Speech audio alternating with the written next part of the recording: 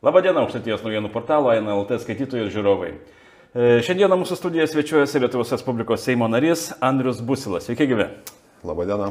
Taigi praėjusią savaitę, penktadienį Panevėžyje lankėsi ministras pirmininkas Gintautas Paluckas, jūsų partijos pirmininkas. Ir jūs dalyvavote kartu su jo vizito metu, gal trumpai tada, kur buvot, su kuo susitikę, kokias panevėžiečiai išreiškė problemas, ar kuo pasigyrė, pasidžiaugė.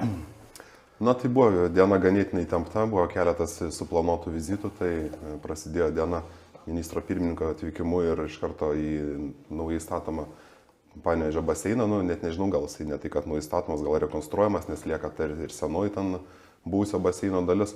Tai ministras pirmininkas apžiūrėjo, susipažino ten su situacija, įsiklausė į kylančias problemas, nes ten matot kompleksas didelis, yra ir Aukštaitijos sporto rūmai šalia ir stadionas. Tai Aukštaitijos sporto rūmas į krepšinio salę, tai senoji mūsų miesto, lieka kaip ir šiai dienai, jinai tokia, kaip ir lėšų trūksta jai atnaujinti, norėtųsi, kaip sakoma, visą tą kompleksą kompleksiškai sutvarkyti. Tai apžiūrėjo, jis pasiklausė, statybos rangų vadovas pristatė visą situaciją ir tai čia buvo tokia pradžia. Po to sekė vizitas į Panevėžio Respublikinę ligoninę, buvo atvykus ir sveikatos apsaugos ministrė, kadangi dabar Respublikinė ligoninė plėčiasi, stato infekcinių ligų korpusą, tai buvo įkasinėjama ta kapsulė ateities kartoms, tai vėlgi tam tikras trumpas bendravimas su ligoninės kolektyvu, su mini spaudos konferencija ir iš ligoninės tada į Stasio Eidrigevičiaus menų muziejų, ten dalykiniai pietus buvo su miesto meru, laikinai einančiu pareigas Petru Lomanu, su Panevėžio rajono meru Antanu Pocium, po pietų toks trumpas ekspozicijos apžiūrėjimas, bet toks labai, sakyčiau, trumpas, ten kelių minučių. Ir tada laukia vizitas į JB Šmits Cargo Bull. Ten buvom supažindinti su visom gamybinėm linijom, kaip ten vyksta darbai, kokios investicijos planuojamos. Buvo, aišku, paminėtos ir problemos, kad tas pagaminta produkcija užregistruoti tinkamai, suteikti ten reikalingus sertifikatus užtrunka 2 savaitės, kai tarp užsienį viskas vyksta automatiškai, ten dienos 2 bėgė. Čia tokios biurokratinės kliūtys, ar ne? Jo, tokios biurokratinės kliūtys ir ministras pirmininkas kaip ir žadėjo pasigilinti ir galbūt ten pavyktų tą klausimą išspręsti, nes tiesiog vietiniam verslui, aišku, būtų geriau savo produkciją. Užsienio partneriai nesupranta, viskas būna pagaminta, tada dar 2 savaitės turi stovėti priekabą laukia, laukti kažkokią ten žymėjimą, kol kažkokia Lietuvos institucija ten sujudės ir padarys savo darbą.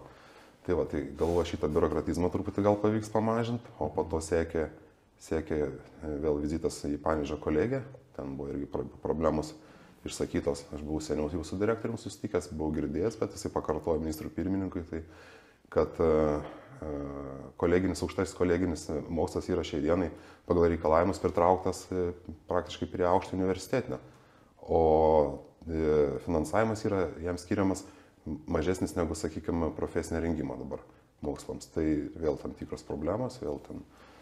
Ir kaip sakoma, ta diena tokia įtempta, atrodo, ten biški, truputį ten, bet labai greit ir pralėkė.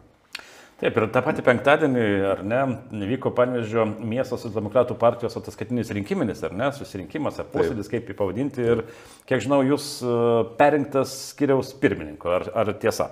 Taip. Tai dar galim paminėti, kad ministras pirmininkas Gintautas Paluckas irgi ten susitiko su skyriaus nariais, ten bendravo su jais, atsakė į užduodamus klausimus ir paskui išvyko, aišku, vėlgi ten su reikalais į Vilnių, nes mačiau jų padėjė ten. Jam rodė pro duris, tai ir laikas spaudžia. Jo, laikas spaudžia, tai matosi, kokia darbotvarkė yra įtempta, o paskui mūsų tas ataskaitinis rinkiminis susirinkimas ir taip išėjo, kad bičiuliai dar 2 metams pasitikėjo mano kandidatūrą skyriaus pirmininką. Tai vadovavote prieš tai 2 metus, ar ne? Sakykime, jeigu reiktų, kažkaip, kas tokio esminio į skyrių įvyko per tuos 2 metus? Tai čia labai toli žiūrėti, kas čia tokio esminio įvyko, tai nereikia, nes vyko Seimo rinkimai ir čia su kolega Ramūnu Vyžintu ganėtinai neblogai pasirodėm. Šiaip reikia paminėti, kad viso Lietuvoje mūsų partija labai neblogai pasirodė. Tai kadangi kiek pats žinau ir kiek visi šneka aplinkui, kad iš Panevėžio socialdemokratų Seimo narių kaip ir dar ir buvo per nepriklausomybės laikotarpį, tai aš manau, čia jau tikrai jau reikšmingas. Niekada nebuvo, taip, išrinktų vienmandatėje nebuvo. Tai va. Taip, kokie, sakykime, jūsų nuotaikos, sakykime, partijos narių nuotaikos, ar ne, skyriuje artėja savivaldos, tai yra išreikštiniai mero rinkimai, ar socialdemokratai siūlo kažką. ir kokiam nuotaikom gyvenate? Taip, tai iš tikrųjų čia dabar artimiausiu metu bus, kaip čia pasakyti, ne tai kad iš ankstiniai, gal tiesiog tokie neeiliniai rinkimai Panevėžio miesto mero pareigas dėl tam tikrų aplinkybių susiklošusių, tai porą savaičių čia jau liko. Tai iš tikrųjų artimiausias tas mūsų tikslas ir yra, turim kandidatą sporto centro direktorių Saulių Raziūną, tikimės kažkaip, kad vis tiek, pradžiai į antrą turą, o išėjus į antrą turą, tai tada jau aišku, kaip sakoma, viską gali nutikti ir ta pergalė nebe taip toli. Tai artimiausi planai tokie. O šiaip šnekant su bičiuliais, tai aišku, vis tiek mano ta ambicija ir kandidatuojant į pirmininkus, tai vėlgi už 2 metų vykstantis savivaldos rinkimai, nes aš apie juos pradėjau galvoti dar iš tikrųjų prieš 2 metus, kaip mums prieš tai vyko savivaldos rinkimai, negalime jų ten vadinti, kad ten sėkmingi ar nesėkmingi, jie tiesiog buvo tokie patys, kaip ir prieš tai buvo, nes nei pamažėjo mūsų kandidatų savivaldybės tarybai, nei padaugėjo. Tai man kažkaip tada kilo tokia mintis, kad per 4 metų ciklą mes turim pasiekti tokius rezultatus, kad tų socialdemokratų padaugėtų. Tai čia jūsų pagrindiniai uždaviniai, ar ne? Jo, tai vadinkim trumpalaikiai, man asmeniškai visos kadencijos, ar ne? Man asmeniškai niekas nėra ten jokių ten uždavinių iškėlęs, bet mes šnekėjom prieš tą rinkiminį ataskaitinį susirinkimą su daugeliu bičiulių, visų grupių pirmininkais iš tikrųjų. Tai aš matau, kokia yra jų ambicija ir ko jie tikisi. Jie tikisi po 2 metų per savivaldos rinkimus, kad socialdemokratų savivaldybės tarybai bus daugiau ir kad tame tarpe jie bus. Tai toks, sakykime, neiškeltas tikslas yra, kad tų daugiau socialdemokratų ir kad tam tikri žmonės ten būtų. Taip, esate ir Lietuvos Respublikos Seimo narys. Apie darbą Seime, kokius išskirtumėte išskirtinumus, kažką tokio, ką nuveikėte jau per tą laikotarpį, nors kiek suprantu, iki sesijos dar liko kelios dienos. Taip, iš tikrųjų, tai, sakykime, darbas Seime irgi prasidėjo rudens sesijos metu, ten kažkaip mes įsijungiam jos jau eigoje. Tai reikia pasakyti, kad vis dėlto praėjusios valdančiosios daugumos buvo daug labai parengta įvairių sprendimų, kuriuos iš tikrųjų mes svarstėm, arba atmetinėm, arba priiminėjom. Tai tie pagrindiniai darbai, tai metų galas, tai žinot, valstybės biudžeto patvirtinimas, tada privalomo sveikatos draudimo fondo biudžeto patvirtinimas, tada ten, ką dar norėčiau gal aš išskirti, tai kad valstybės tarnybos reforma vyko ir iš tikrųjų buvo nuspręsta daug valstybės tarnautojų ištarnybinti, paversti darbuotojais dirbančiais pagal darbo sutartis, atitinkamai žmonių pasipriešinimas buvo ir socialdemokratai rinkimus, kad ne tai, kad ten, sakykime, sustabdys, bet peržiūrės, kažką pakoreguos gal. Tai tam kartui buvo nukeltas tas ištarnybinimo terminas iki 26 metų sausio 1 dienos, tai aš manyčiau, tie 3 tokie pagrindiniai dalykai, kur praėjusios sesijos metu.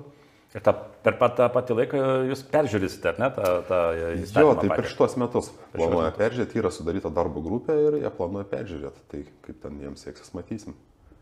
Tai o artėjančios sesijos metu tai tokie pagrindiniai, sakykime. Kokie uždaviniai laukia? Kaip manote, kas tokio jūsų lauks? Aišku, ir karinis biudžetas ir kiti dalykai. Aš kaip ir mokesčių reforma, ar ne? Aš kaip ir politikas, bet kaip kartu ir Lietuvos gyventojas, norėčiau atkreipti dėmesį, kaip jūs ir sakot, mokesčių reforma. Iš tikrųjų, praėjusios valdžios buvo labai dėtas didelės viltis į konservatorių vyriausybę, kad jie tą mokesčių reformą padarys, bet jie jos nepadarė. O dabar, kadangi suprantat, čia ta tokia geopolitinė situacija ir nenorim, mes turim gynybai skirti daugiau lėšų, turim iš kažkur gauti, arba turim perskirstyti esamą biudžetą, arba ieškoti papildomų šaltinių. Tai aš manau, kad, nežinau, nenoriu čia gąsdinti, kad bus kažkokie nauji mokesčiai, bet gali būti, kad bus atsisakyta kažkurių jau daug metų esančių lengvatų. Galimai. Tai vienas toksai būtų klausimas, o kiti klausimai, kuriuos norėčiau išskirti, tai aišku, čia antros pakopos pensijų fondų, ta vadinamoji reforma, nes vėlgi socialdemokratai gan stipriais pareiškimais, kad peržiūrės, kad leis žmonėms pasitraukti. Tai aš ir pats iš tikrųjų kaupiu pinigus antros pakopos pensijų fonde, tai nesu patenkintas. Nesu patenkintas, nes sutartį pasirašiau 2004 metais, tai jau virš 20 metų kaip kaupiu. Per tą laiką, ko gero, buvo kokius 2-3 kartus keista, sąlygos keitėsi. Ir man, žinot, kas išryškėjo ir kas labiausiai netenkina, tai kad žmonės yra įstumiami prievarta. Ta prasme, tu kaip ir gali atsisakyti, bet o kodėl tada ne jie Bet įtraukia tave, aš manau, kad iš tikrųjų čia turėtų būti taip. Jie ateitų, turėtų pateikti savo sąlygas, pasiūlymus kažkokius, jeigu tave sudomina, tu tada pas juos ir įstoji, ten pradedi kaupti privačiai. Kitas dalykas yra tas, kad jie neneša jokios atsakomybės į pensijų fondų valdyti. Jie, ta prasme, sako, čia yra mes investuojam į akcijas, akcijų rinka čia sunkiai prognozuojama, priklauso nuo įvairių geopolitinių ten įvykių. Tai gali būti, kad mes uždirbsim, gali būti, kad neuždirbsim, bet čia jau jūsų paties yra rizika, kaupti ar nekaupti.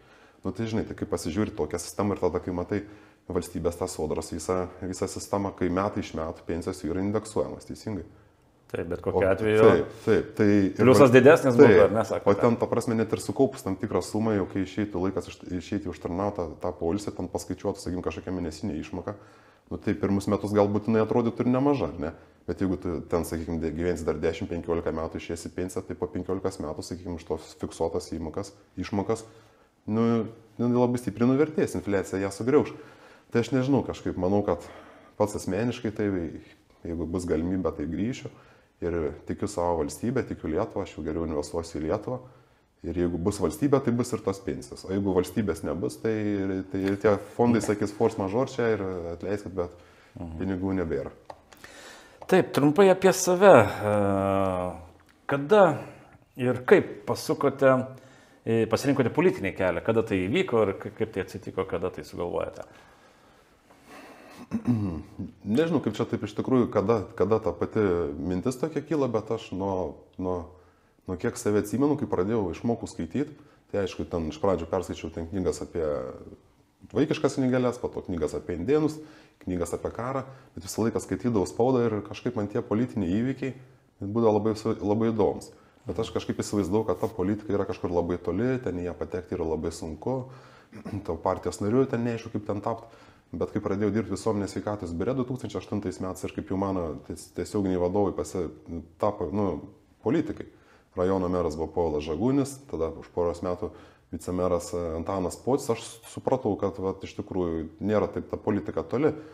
Ir tiesiog 2013 metais nusprendžiau, kad reikia stoti, tada buvo Seimo narys nuo socialdemokratų Panevėžio rajone Domas Petrulis, aš jį iš seniau pažinojau, tai jisai tokia tvarka. Jaunoji karta įtraukė patį. Jau buvo tokia dar tvarka, kad dar turi kažkas rekomenduoti, nėra taip, kad tu ateisi ir čia labą dieną, aš dabar čia socialdemokratų partijos narys ir ten eisiu į Seimą. Tai Domas Petrulis uždėjo tą vieną parašą už mane rekomendacinį, o kitą parašą uždėjo tuo metu dabartinis jau Panevėžio rajono savivaldybės meras, tuo metu buvo vicemero pareigose Antanas Pocius. Tai va taip ir tapau to partijos nariu, tai aišku, tai pirmi metai tai daugiau ten žiūrėjau kas kaip. Paskui jau pradėjau eiti sąrašai savivaldos jau rinkimus, jau pradėjau galvoti, kaip ten savivaldybės taryba patekti. Bet čia rajone jūs buvote, ne? Pas rajoniečius? Tai ne, čia mano situacija yra tokia, kad aš dirbau rajone, taip, o gyvenau Panevėžy ir politiką darau Panevėžy. Nes yra toks niuansas, kad jeigu, sakykime, tu dirbi savivaldybėje pavaldžio įstaigoje ir, sakykime, įstaigos vadovo pareigose, tai automatiškai tu nebegali kandidatuoti, nes jeigu tu kandidatuoji, tai tada tu paskui turi kažkurių tų atsisakyti, nes interesų konfliktas vyksta.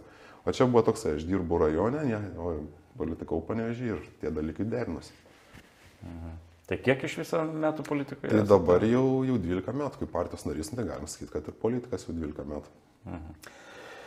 Taip, pasaulyje pilna naujų globalių iššūkių, ar ne? Čia matėme ir Zelenskio ir Trumpo pokalbį, ir čia įvairius pareiškimai, kaip manote, kokios nuotaikos Seime, ar ko čia viskas baigsis ir kaip mums seksis išlaviruoti šitame visą žaidime. Nu tai Seime tos nuotaikos, tai žinot, kaip sakoma, iš opozicijos, tai mes jau ten girdim daugiau tokių isterinių ten šūksnių, bet šiaip aš tai čia vadovaujuosi kaip ir Gintas Paluckas, kad sakė, kad nepradėkim kariauti su Amerika, pažiūrėkim iš pradžių, kaip kas čia toliau dėlios, vis tiek reikia šnekėti, bendradarbiauti mūsų pagrindiniai partneriai, kol kas nei tas NATO blokas čia griūna, nesvarbu, ten kas ką šneka ir ten prieš aišku visą laiką skleidžia dezinformaciją, bet šiaip tai tie geopolitiniai įvykiai tokie, kurie dabar klostosi, aš kažkaip tai įsivaizdavau, kad Donaldui Trumpui tapus prezidentu, ten jisai imsis kažkokių veiksmų, kad tie kariniai veiksmai būtų nutraukti. Taip, man nebus nuobodžių jo rinkimų vadovavimo kad metai. Taip, suprantat, iškart taip staiga, čia kardinaliai viskas persivers, čia ką tik palaikė tuos ukrainiečius 3 metus, ar ne, ir staiga pasikeitė administracija ir taip viskas pervirto, kad dabar, kaip skaičiau, tai net ir karinio paramą sustabdė ir, tai jeigu taip visą tą paramą sustabdys, tai žmonės, ko gero, ten bus palikti likimo bėdo ir jie ilgai nesilaikys. Bet aš tikiu, kad čia gal tiesiog toks momentinis toks yra, toks šachmatų terminai šnekant, gal ėjimas žirgų, paskui gal vėl kažkoks kitas ėjimas bus ir ten tikiu, kad viskas bus gerai. Na kągi, ačiū Jums už pokalbį, linkiu sėkmės Jums darbuose ir ateinančio sesijai, kuri nuo pirmadienio prasideda, ar ne? Taip. Na, o žiūrovams dėkuoju uždėmesį. Priminsiu, jog mūsų studijoje viešėjo Lietuvos Respublikos Seimo narys bei Panevėžio miesto socialdemokratų skyriaus pirmininkas Andrius Busila. Kągi, ačiū Jums dar kartą ir viso gero žiūrovams tariu. Ačiū, viso gero.